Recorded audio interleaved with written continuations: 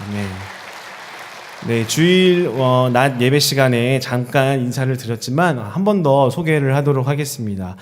저는 올해 12월부터 하나님의 인도하심을 따라서 또 하나님께서 불러주셔서 우리 신일교회를 위해서 또 우리 성도님들을 위해서 함께 섬기게 된 박성우 목사라고 합니다. 제가 사실은 오늘 정식적으로 소개를 드렸지만 사실 2주 전부터 출근을 하면서 같이 예배를 참석하고 또 함께 성도님들을 계속해서 만나고 있습니다. 제가 신일교회에서 함께 2주간의 생활을 보내면서 참 감사하다라고 했던 것 두 가지가 있었는데요. 첫 번째로는 참 좋은 교역자분들을 만났다라는 사실이었습니다. 네, 끄덕끄덕 하시는 우리 성도님들도 계시는 것 같은데요. 짧은 시간이었지만 사실 굉장히 낯설고 또 어색할 수 있는 저에게 교역자분들께서 담임 목사님을 비롯해서 정말 따뜻하게, 정말 친절하게, 때로는 유쾌하게 함께 또 협력할 수 있도록 또 도와주시고 또 함께 신나게 또 운동도 같이 하면서 편안하게 이곳에서 잘 적응할 수 있도록 해주시는 걸 통해서 너무나 감사하다라는 마음을 또 갖게 되었습니다. 또 두 번째로 제가 발견했던 감사한 것 중에 하나는 참 좋은 성도님들을 만났다라고 하는 것이었습니다. 네, 오늘도 물론 아주 뜨겁게 정말 열심히 또 찬양하시는 우리 성도님들을 보았지만 여러 가지 힘들고 또 어려운 상황 속에서도 또 맡겨진 사명들을 감당하기 위해서 열심히 애쓰고 또 분투하시는 그런 모습을 통해서 하나님께서 참 얼마나 기뻐하실까, 참 감사한 정말 좋은 성도님들을 만났다라는 생각을 갖게 되었습니다. 그러면서 자연스럽게 하나님께 그렇게 기도하고 고백할 수밖에 없었습니다. 하나님, 제가 뭐가 그렇게 이쁘다고 저를 택하여 주셔서 이런 좋은 공동체를 만나게 하셨습니까? 제가 뭐가 그렇게 좋다고 하나님 저를 택하여 주셔서 이 귀한 신일교회에서 하나님 함께 사역할 수 있게 하셨습니까? 참 감사하다라는 생각을 또 하게 되었고 그런 기도를 드리게 되었습니다. 여러분, 근데 잘 생각해 보면 우리에게도 같이 해당되는 말씀입니다. 여러분, 잘 생각해 보면 우리가 이 자리에서 하나님께 자유롭게 예배하고 또 하나님께 자유롭게 신나게 찬양할 수 있다는 것이 사실 당연한 것이 아닙니다. 사실 몸이 아프면 얼마든지 우리가 함께 할 수 없고요. 상황이나 환경이 여의치가 않으면 우리가 이 자리에서 함께 하나님을 찬양하고 예배하는 것은 불가능합니다. 무엇보다 더 중요한 것은 하나님께서 우리를 택하여 주시지 않았다면, 하나님께서 우리를 자녀 삼아 주시지 않았다고 한다면 우리는 하나님을 아버지라 부를 수도 없었을 것이고 우리가 그 구원의 기쁨을 누릴 수도 없었을 것이며 우리의 인생의 어려움 가운데 있을 때에 나를 도와줄 수 있는 무언가를 지금도 우리는 여전히 바깥에서 찾고 쫓고 그것에 목을 매고 있을 것입니다. 하나님께서 우리를 선택하시지 않으셨다면 우리는 여전히 지금도 두려워하는 그런 삶을 살고 있을 것입니다. 그러나 하나님께서 우리를 택하여 주셨습니다.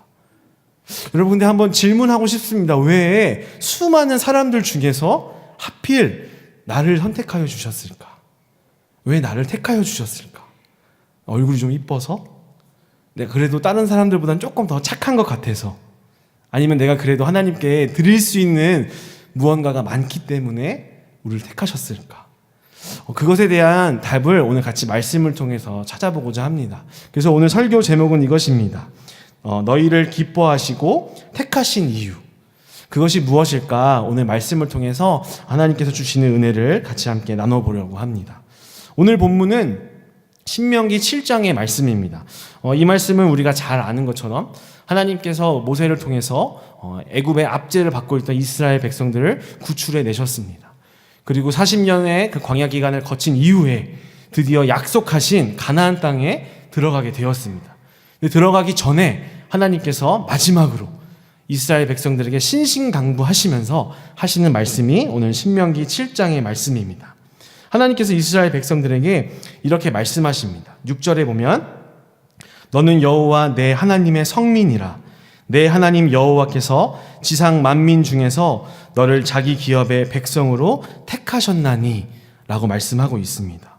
하나님의 성민이라고 하나님께서 직접 이스라엘 백성들에게 말씀하십니다. 또 자기 기업이라고 말씀하십니다. 다른 말로 바꿔 말하면 하나님의 성민, 구별된 백성이라는 이야기입니다. 또 자기 기업, 소중한 보물이라고 해석할 수가 있을 것입니다. 하나님께서 이스라엘 백성들을 향해서 너희는 구별된 백성이다. 너희는 나의 소중한 보물, 나의 소중한 소유다 라고 말씀하고 있습니다. 왜? 우리가 왜? 뭐 때문에? 그들을 택하신 이유가 무엇일까? 세 가지만 우리 같이 함께 살펴보려고 합니다. 첫 번째로는 7절 말씀에서 이야기합니다.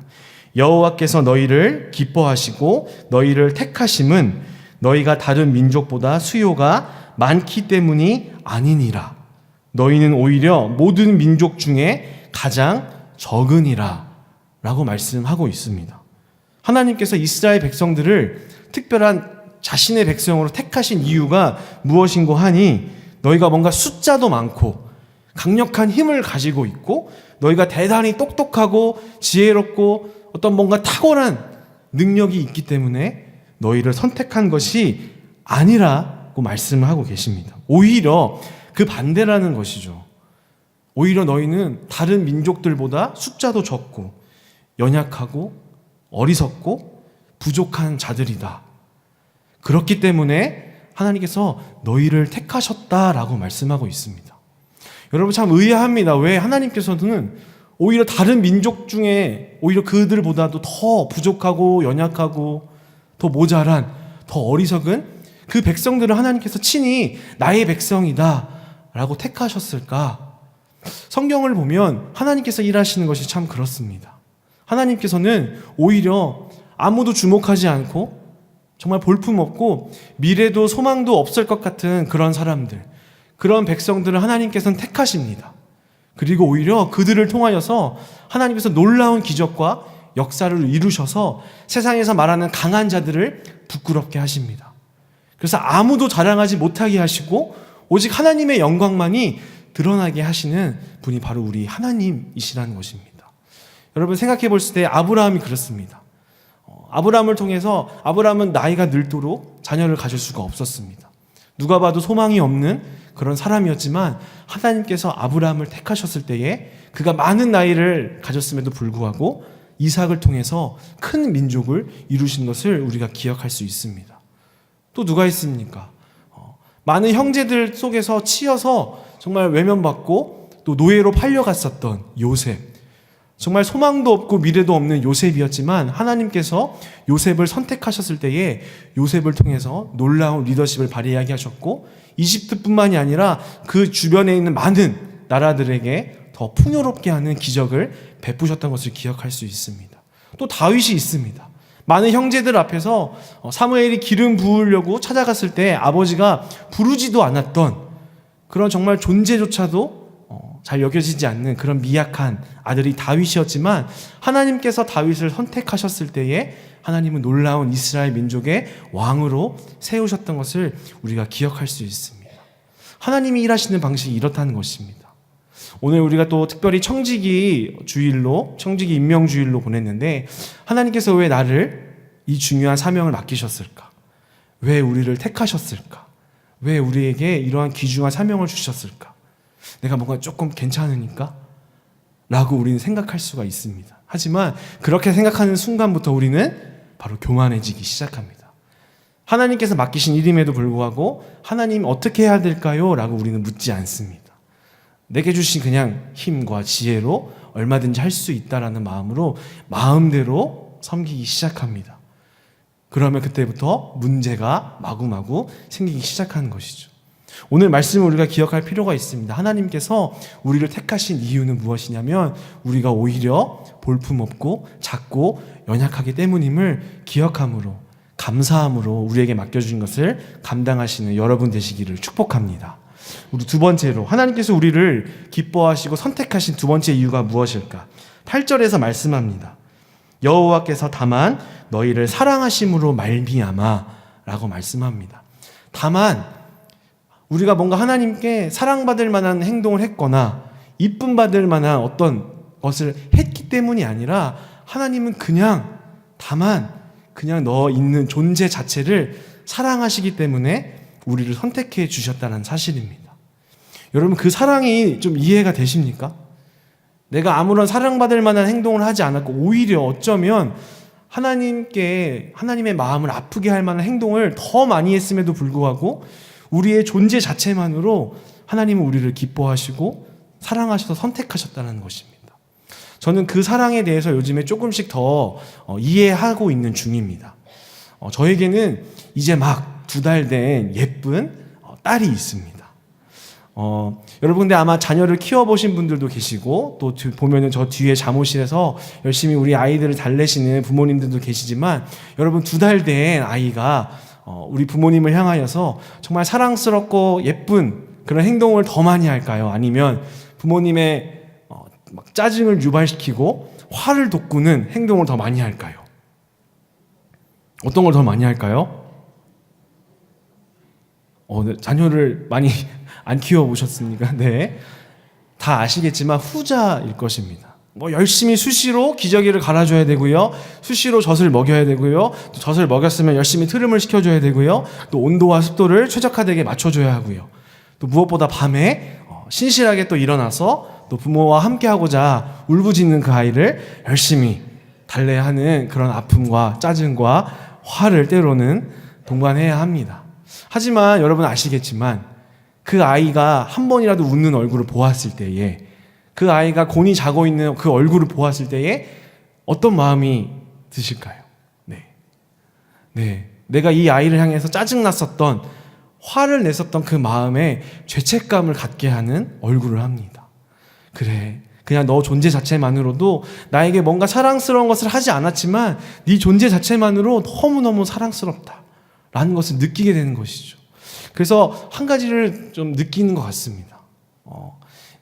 이 아이가 나에게 뭔가 사랑스러운 행동을 해서 사랑하는 것이 아니라 오히려 사랑스럽지 못하고 아무것도 하지 못하고 뭔가 도움이 필요해서 막 울부짖는 것, 그것 때문에 더 관심 갖게 되고 더 우리가 신경 쓰게 되고 더 사랑하게 되는구나 라는 것을 느끼는 것이죠.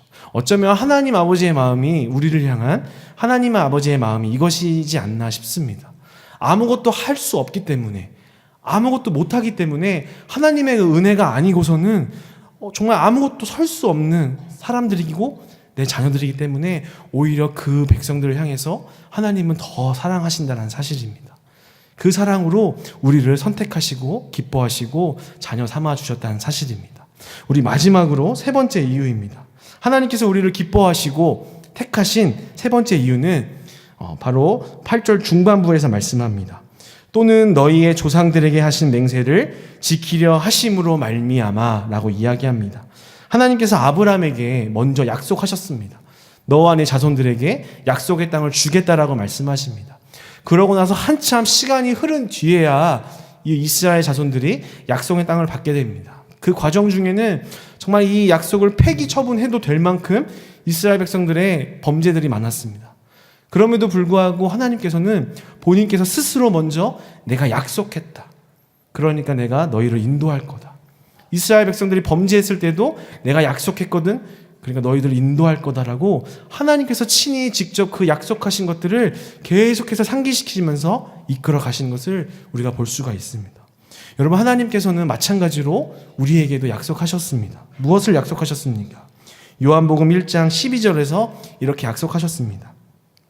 영접하는 자, 곧 그 이름을 믿는 자들에게는 하나님의 자녀가 되는 권세를 주셨다라고 말씀합니다.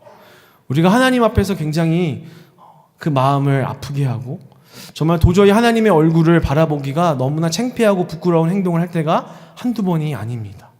그러나 그럼에도 불구하고 여전히 하나님께서는 우리를 자녀 삼은 것들을 폐기 처분하지 아니하시고 여전히 우리를 기뻐하시는 것을 하나님 포기하지 않으시는 이유는 하나님께서 먼저 우리와 약속하셨기 때문입니다.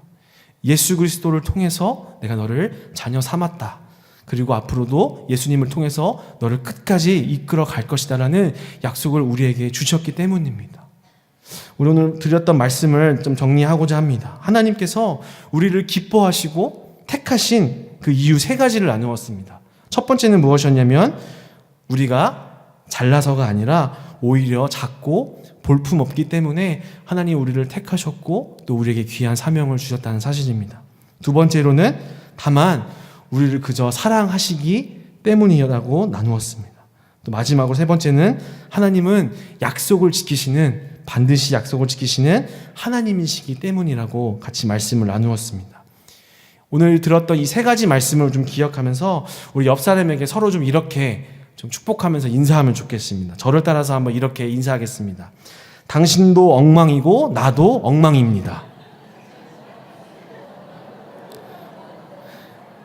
너무 기분 나쁘게 하시면 안 됩니다. 자, 그리고 한 가지 더 이렇게 인사하면 좋겠습니다.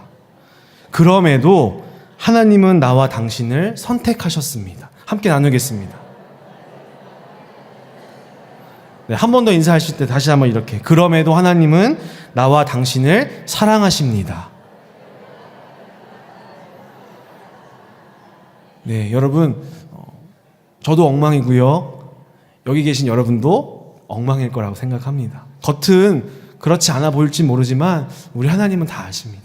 하지만 그럼에도 불구하고 하나님께서는 우리를 선택하셨고 우리를 기뻐하시고 우리를 사랑하십니다.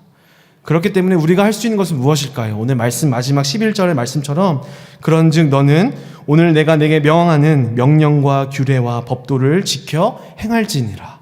아멘. 여러분, 때로는 이 말씀이 우리에게 참 부담이 될 때가 있습니다. 내게 하나님 주신 사명을 감당하는 것이 부담스럽고 참 어렵고 하기 싫을 때가 있습니다. 어쩌면 우리의 어깨를 짓누르는 의무처럼 느껴질 때도 있습니다. 하지만 하나님께서 우리를 택하신 이유, 우리를 기뻐하신 이유가 오히려 부족하기 때문에, 아무것도 할 수 없기 때문에, 오히려 그냥 우리를 사랑하시기 때문에 우리를 선택하셨다는 이 사실을 기억한다면 이 11절의 말씀 앞에 우리는 감사함으로, 겸손함으로, 또 기뻐함으로, 또 자발적인 행복함으로 그 말씀을 따라서 그 걸음을 행할 수 있을 것입니다.